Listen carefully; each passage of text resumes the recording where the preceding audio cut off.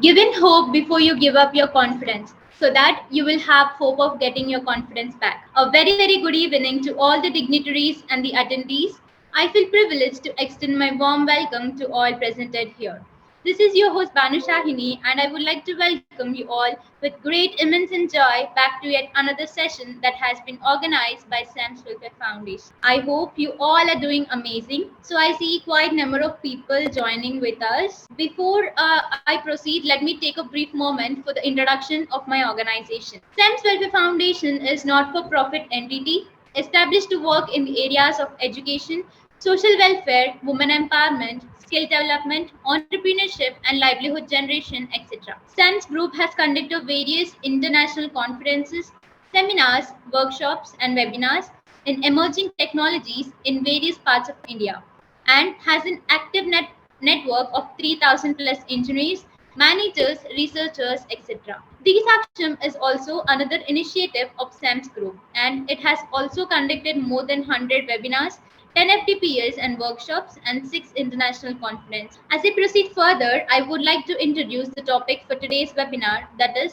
Trade and Economic Development, which shall be presented by Dr. Kumar Garu sir. Trade is an engine of growth that creates better jobs, reduces poverty, and increases economic opportunity. It is essential to ending global poverty. Countries that are open to international trade tend to grow faster, innovate, improve productivity, and provide higher income and more opportunities to their people. I'm profusely ecstatic to have our guest speaker, Dr. Kumar Gaurav sir, joining us today. He works as an assistant professor in the Department of Economics and has 5 years teaching and research experience. Sir has numerous publications in peer-reviewed journals to his credit published by Sage, Springer, and InterSign. The world is full of diamonds and gems, and we are having one of them here today to build this event. With this note, I would like to give my heartiest welcome to our guest speaker, Dr. Kumar Garu sir, with a big round of applause. Thank you so much. Good evening to all. Thanks for this warm welcome, and thanks to the SEMS Welfare Foundation for giving me this opportunity to present on the very relevant topic, that is trade and development. So thank you once again to SEMS Welfare Foundation, and thank you so much for participants also. So let's without any further delay, let's start the presentation. Okay, so the topic of today webinar is trade and economic development. So countries, basically going further, first we will know why countries trade. So countries engage in trade for mostly two fundamental reasons. They trade because one country is different from other countries, and secondly, to capture advantage of economies of scale in production. So international trade flows, trade allows countries to expand their markets and access to goods that otherwise may not have been available domestically. As a result of trade, the market becomes more competitive.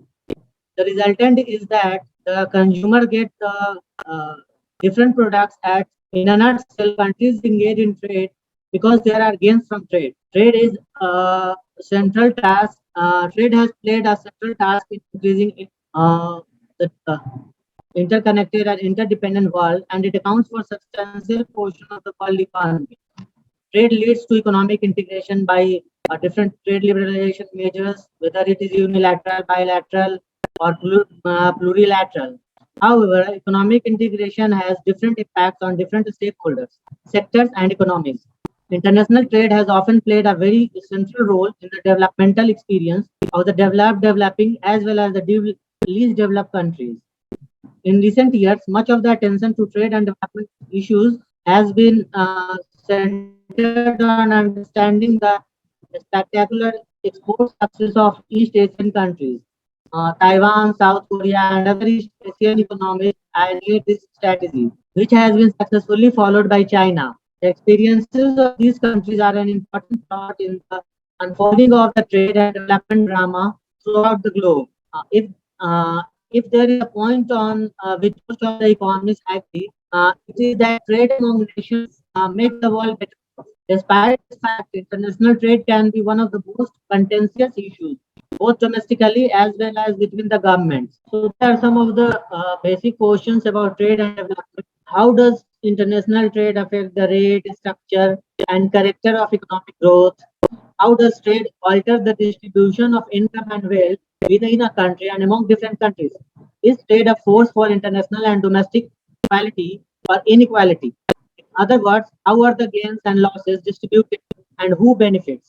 Next is the under what conditions can trade help a nation to achieve its development objectives? What are those objectives and how trade aid complement in achieving those objectives that could not be achieved without participation in global commerce? Can a developing country by its own actions determine how much trades or which products and services it sells? In the light of past experience and prospective judgment, should a developing country adopt an outward-looking policy, freer trade, expanded flows of capital, human resources, etc., an inward-looking one, protectionism in the interest of self-reliance, or some combination of both? For example, in the form of regional economic cooperation and strategic export policies. What are the arguments and against these alternative trade strategies for development? So these are the different trade theories that will help us to understand how trade has emerged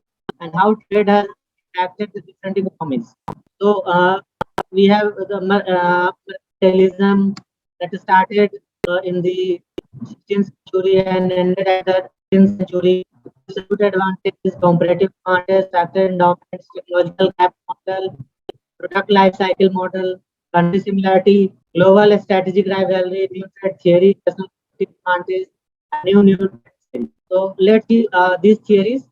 First of all, starting from mercantilism, that was the economic doctrine that prevailed in Europe. A country will enrich by restraining imports and encouraging exports. It emphasizes a favorable balance of trade.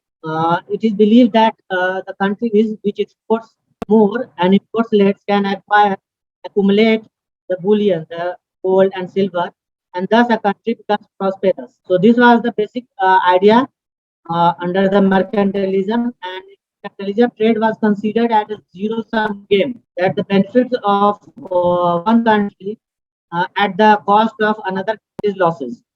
Then came the absolute advantage theory, founded by the Adam Smith, that countries should specialize in and export those commodities in which they have an absolute advantage and import those commodities in which the partner country has an absolute advantage. This was the first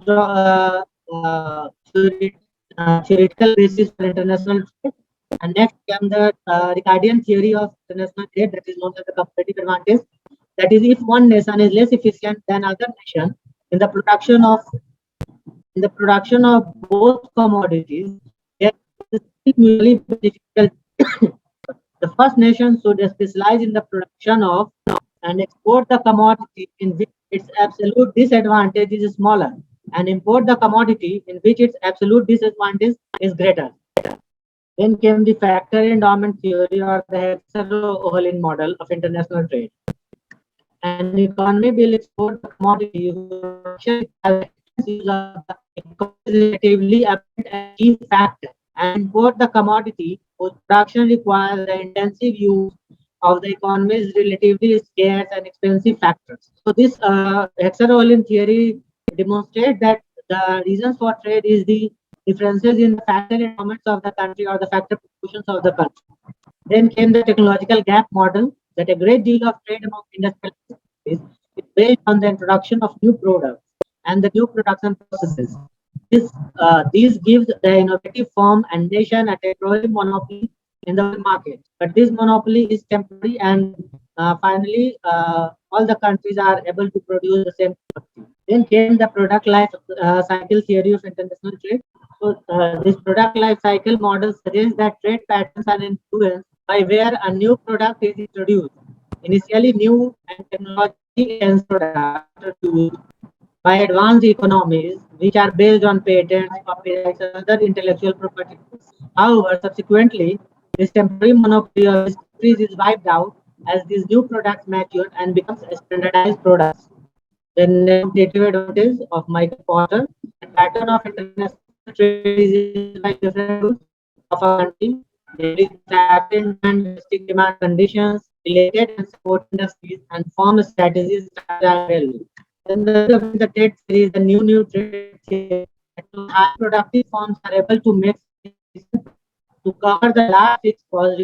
So this is the summary of the different trade theories that I have explained here. The 19th century traditional trade theories explains the inter-industry trade, and the 1980s new trade theory explains the intra-industry trade, which is among between the same industry. And this new trade theory explains the firm level and considers that there was productivity across different firms. Now, after going through these trade theories, now we will look into different measures of the development. So, as economic growth and economic development work for different areas of the economy, their respective progress is measured in different ways. Measuring economic growth and development comes with unique criteria for each. Growth is measured by GDP or GNP. However, it does not serve as the basis to compare factors such as cost of living for each country. It also does not measure the distribution of wealth in the economy. While economic growth is a result of increase in GDP as well as productivity, there are various requirements we need to consider while measuring the economic development. So, first measure is the per capita GDP or GNP, that is gross national or the gross domestic product. GDP per capita allows for a clearer picture of wealth distribution and standard of living among the country's population. GDP per capita provides the basis of the value of per person. It is an direct indicator of per capita income. The indicator is a basic economic indicator and measures the level of total output relative to a population of the country.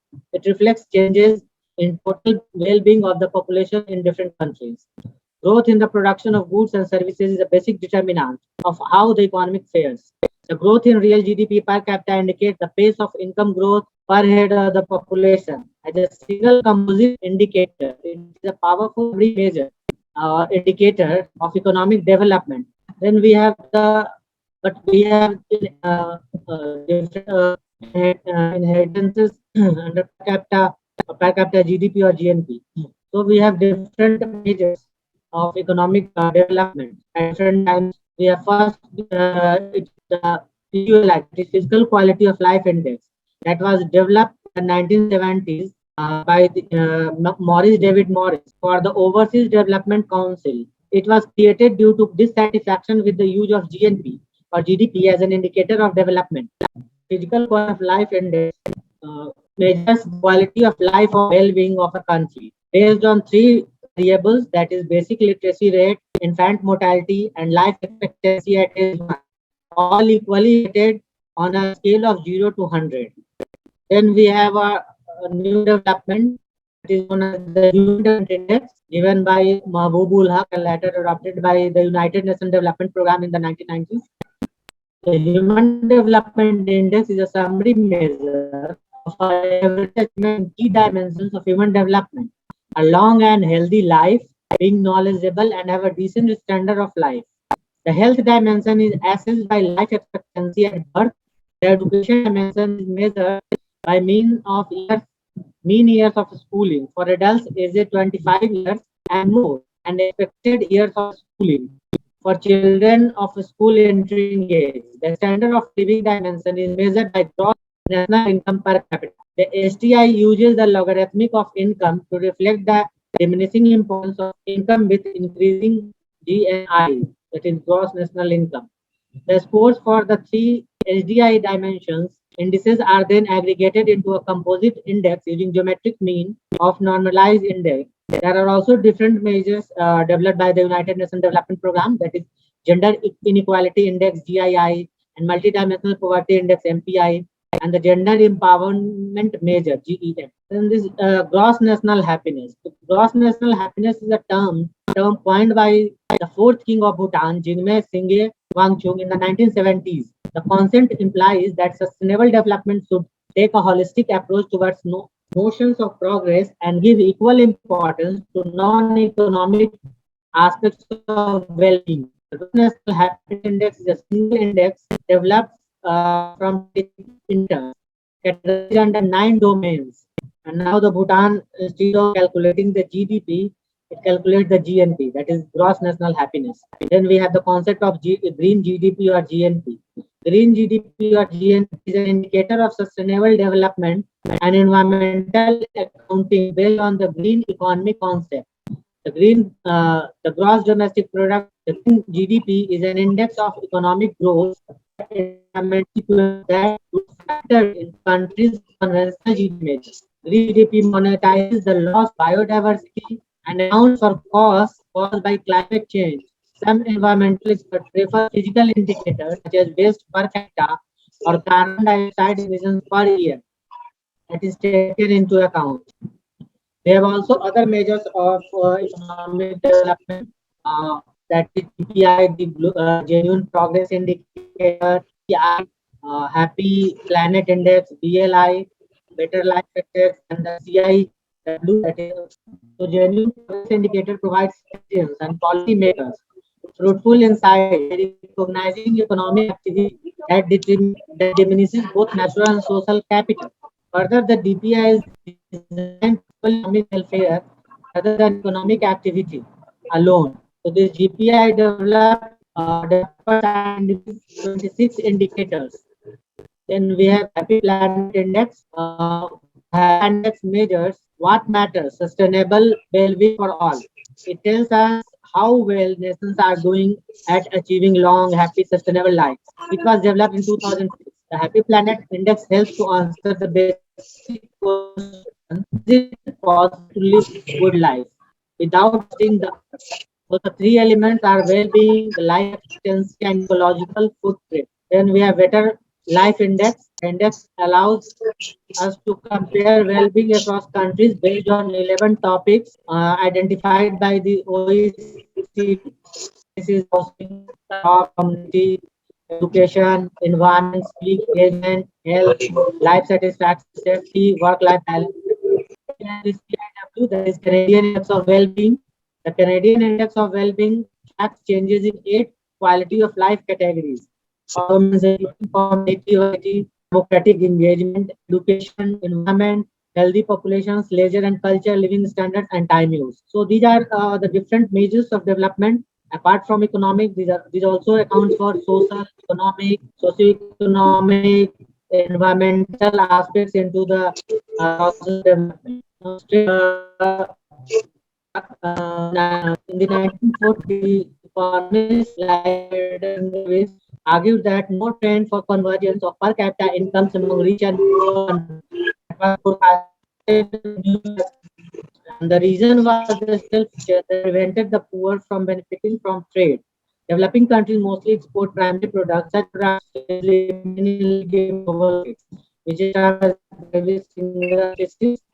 The terms of the primary producing countries deteriorates at the developing countries mostly export primary products. Such products face limited and inadequate demand in global markets. So the terms of trade of these primary producing countries deteriorates uh, compared to the manufacturing countries, because the inelasticity of demand for manufacturing goods is high compared to the primary products. The improvements in the productivity of producing such goods would lead to a decline in prices that would benefit rich countries and not the poor. So these were the arguments leveled by the economists like Medal, Singer, and Prince. So the basic premise of the import substitution policy was based on the previous Singer hypothesis.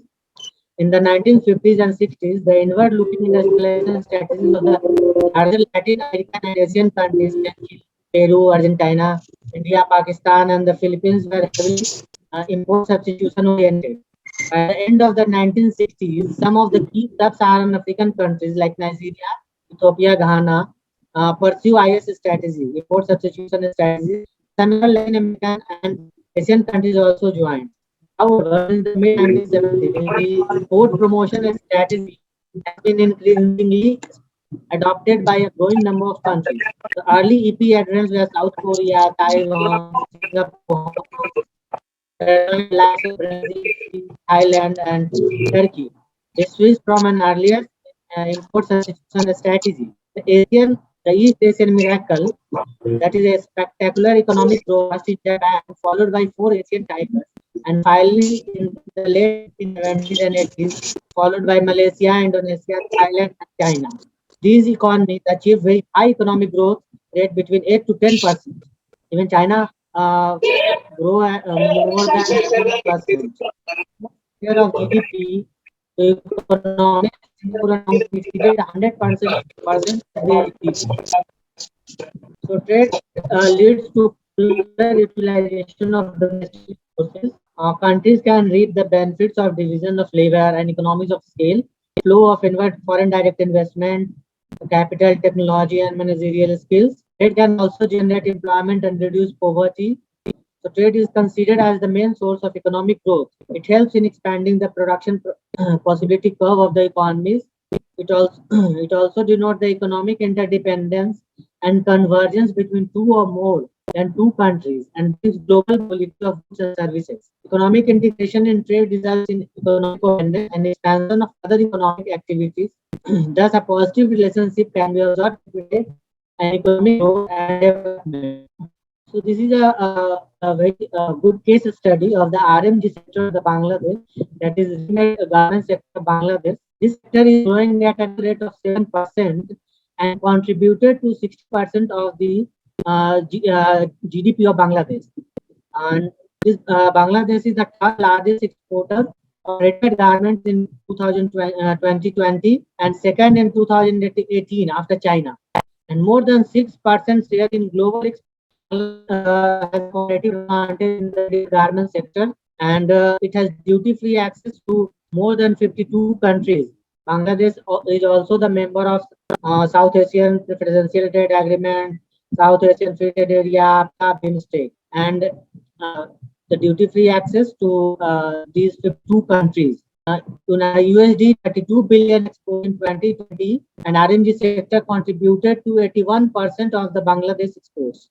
Highest number of green garment factories are also in the Bangladesh, and about 40 lakh people are engaged in RMG sector of the Bangladesh, and it is very good that 58% of women participation of the workforce, the women garments in Bangladesh. So this sector contributed in employment generation, helped in reducing poverty, empowered women, and also on the foreign exchange for Bangladesh. So ready-made garment sector is very crucial for Bangladesh, and this export sector has definitely benefited Bangladesh a lot. So now coming to world trade and COVID-19 pandemic. So COVID pandemic has had devastating effect on health and economic consequences. The unprecedented disruptions, supply of people, and also the global economy. In 2020, the equivalent of 255 million full-time jobs was lost due to the pandemic, and this loss was great for the women. Women affected more compared to uh, their men counterparts. The pandemic has had negative consequences for human development. As the history of the human development, first time the human development index has declined in 2020. Extreme poverty estimates for 2020 and 21 have had been revised upwards. Extreme poverty is expected to increase, particularly in the South Asian region. In February 2021, the index of all commodities groups was 14% higher. So this COVID-19 also escalated the problem of since the Second World War. The decline in both world industrial production and goods trade in the first half of 2020 were of similar depth that of the global financial crisis. Nevertheless, the decline in trade disappeared more quickly, facilitating a V-shaped recovery in 2020. Trade continued to grow strongly in 2021 and has compensated some, but not all, the accumulated losses from the deep declines earlier. International goods trade is booming. Exports of many countries are growing at double-digit rates. However, global trade is not cyclical. Economies have not have been left behind in the scenario. Now, this is the figure we saw the trade growth in the first half of 2021 compared to 2029, and these the smallest and poor economies have witnessed a steep decline in their trade, that is of the order of minus 20%. And So I was talking about that the recovery of this global trade have asymmetry.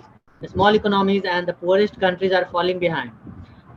This figure shows that the smallest and poor countries, the trade has declined very steeply to the advent of minus 26%, and the largest countries have benefited, recovered after the latter half of the 2020 and latter 2021.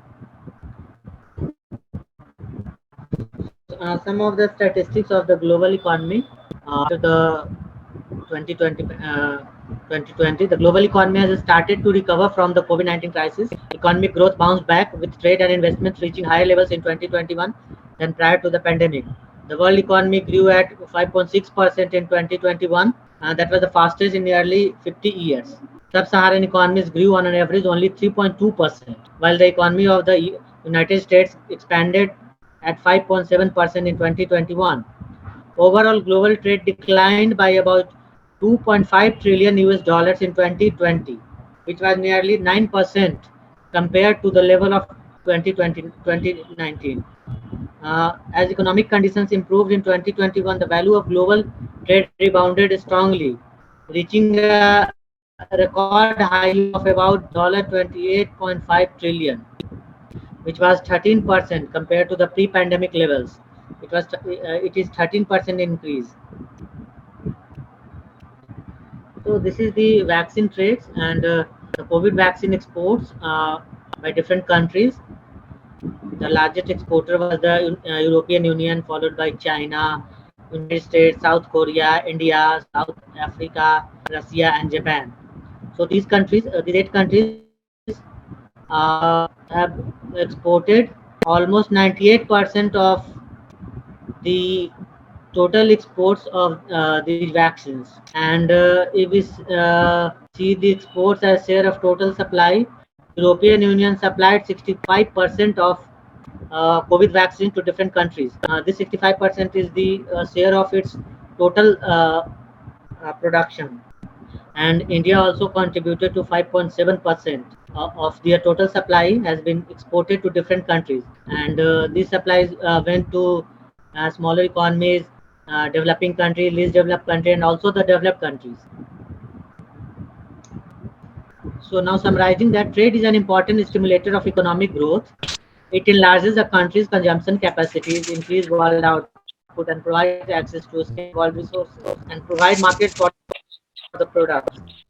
Also for the poor countries and least developed countries to grow. Trade tends to promote greater international and domestic equality by equalizing factor prices, raising incomes of the trading countries, and making efficient use of the foreign nations' resources. Trade also helps countries achieve development by promoting and rewarding the sectors of the economy where individual countries possess a comparative advantage. Internal prices and cost of production determine how much a country should trade in order to maximize its national welfare. Countries should follow the principle of comparative advantage and not try to interfere with the free workings of the market through government policies that either hinder exports or restrict imports. To promote growth and development, and outward-looking international policy is required. In all cases, self-reliance based on partial or complete isolation, that is, the import substitution policy, is asserted to be economically inferior to participation in a world of unlimited free trade. So these are the references and bibliography. Thank you so much for listening. Thank you so much, sir. It was really a very informative and incredible session.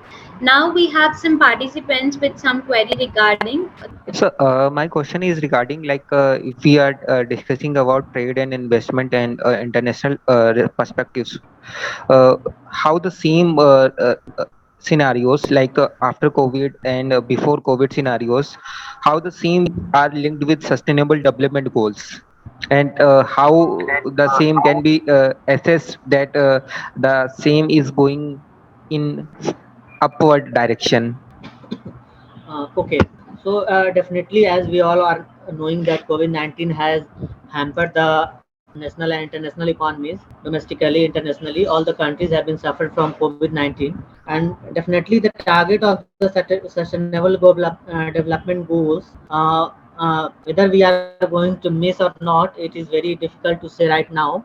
But definitely the countries are, especially the poor countries, the developing countries, and the least developing countries have suffered a lot, and so it is very likely that SDGs can be missed to fulfill its target that we have